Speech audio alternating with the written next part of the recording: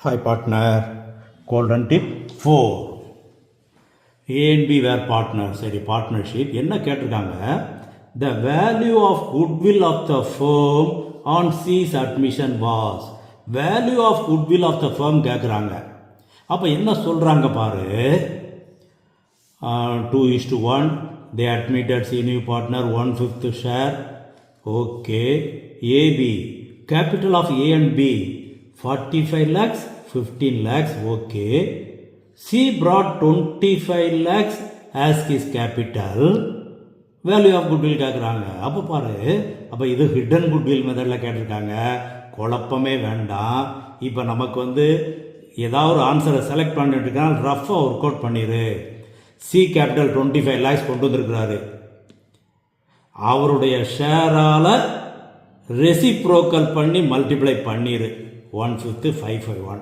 அப்போ எவ்வளவு? 125. 50 இருக்கு.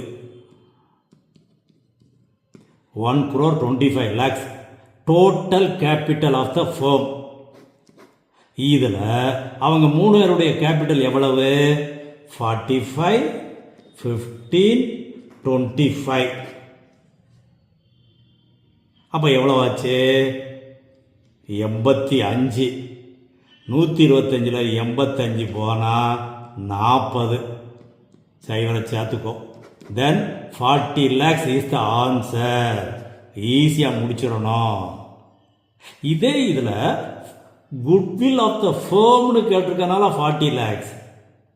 Cheese goodwill, she share of குட்வில்னு கேட்டாங்கன்னா இந்த 40 lakhல அவருடைய ஷேர் 1/5. அதை கண்டுபிடிச்சி ஆன்சர் கொடுக்கணும். அப்போ கொஸ்டினை கரெக்டாக முழுமையாக ரீடிங் கொடு. ஒவ்வொரு வேர்டும் முக்கியமானது.